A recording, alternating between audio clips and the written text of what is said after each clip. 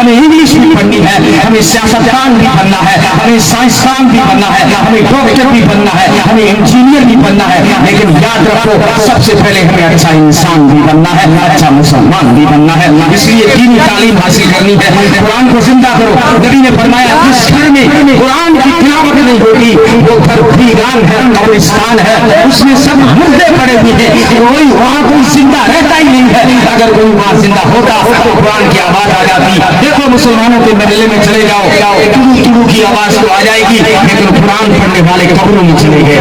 کیا وہ زمانہ تھا کہ جو ہے صبح کے وقت مسلمانوں کے محلے میں چلے جاتے تو قرآن کی پھلپھلاہٹ کی آواز آتی تھی؟